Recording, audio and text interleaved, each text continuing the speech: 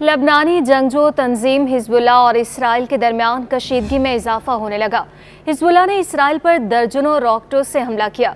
Hezbollah का कहना है कि इसने लबनान पर इसराइली हमलों के जवाब में शुमाली इसराइल में एक फौजी अड्डे पर दर्जनों रॉकेट फायर किए, जिसमें कई इसराइली फौजी हलाक और दर्जनों जख्मी हो गए, जबकि फौजी अड्डे को भी शदीद नुकसान पहुंचा। इससे कबल इसराइल के एक ड्रोन हमले में ईरान की हिमायत याफ्ता ग्रुप का एक जंगजू मारा गया था।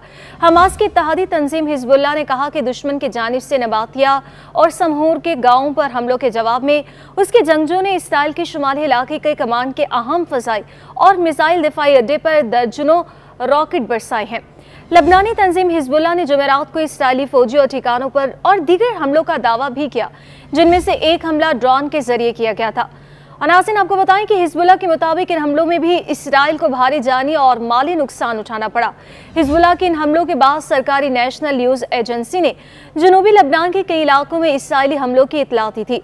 इसराइली फौज ने एक बयान में कहा कि लबनान से आने वाली तकरीबन 35 लॉन्चेस की निशानदही की गई थी। इसराइल ने हिजबुल्लाह के दावे की तरदीद करते हुए कहा कि इसके फ़ज़ाई दिफा ने लेबनान से आने वाले ज़्यादातर लॉन्चेस को कामयाबी के साथ रोक दिया और हमलों में कोई जानी नुकसान नहीं हुआ।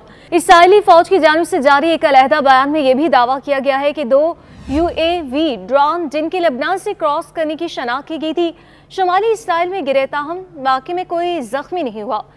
याद रहे कि एक रोज़ कबल जनूबी लबनान के इलाके में इसराइली हमले में 20 से ज़्यादा अफराद उस वक्त जख्मी हुए जब एक 2 मंजिला इमारत को निशाना बनाया गया। इन रिपोर्टों के बाद एक इसराइली ड्रोन ने लबनान के मशरिक में एक गांव में एक मोटरसाइकिल को निशाना बनाया, जबकि हिजबुल्लाह के मुताबिक सहमोर में इसराइली हमले के दौरान एक जंगजू मारा गया। हालिया हफ्तों में इसराइल और हिजबुल्लाह के दरमियान किसी मुकम्मल जंग के खदशात बढ़ गए हैं, जिनके दोनों फरीकों की जानिब से 7 अक्टूबर को हमास के इसराइल पर हमले के बाद से सरहद के आर पार मुसलसल फायरिंग का तबादला जारी है। AFP के आदादोशुमार के मुताबिक लबनान में इसराइली हमलों के नतीजों में 482 अफराद हलाक हो चुके, जिनमें ज़्यादातर आम शहरी शामिल हैं, जबकि हिजबुल्लाह के हमलों में इसराइल के कम अज़ कम 15 फौजी और 11 शहरी हलाक हुए हैं।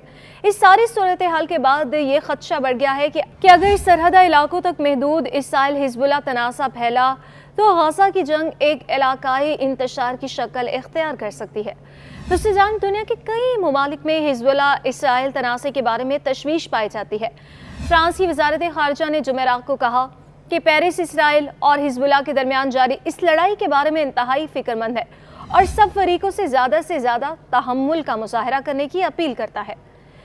और नाज़रीन, इसराइल के वज़ीर दिफ़ा ने बुध के रोज़ वाशिंगटन के दौरे के दौरान ये कहा था कि उनका मुल्क लबनान में जंग नहीं चाहता, लेकिन सिफारतकारी नाकाम होने की सूरत में उसे पत्थर के दौर में वापस भेज सकता है। हालिया महीनों में कशीदगी को कम करने के लिए मगरबी सिफारती कोशिशों के दौरान जर्मन वज़ीर ख़ारिजा ने बेरूत का दौरा किया और ख़बरदार किया कि गलत अंदाज़े किसी मुकम्मल जंग को जन्म दे सकते हैं, और उन्होंने इंतहाई तहम्मुल से काम लेने पर भी जोर दिया है।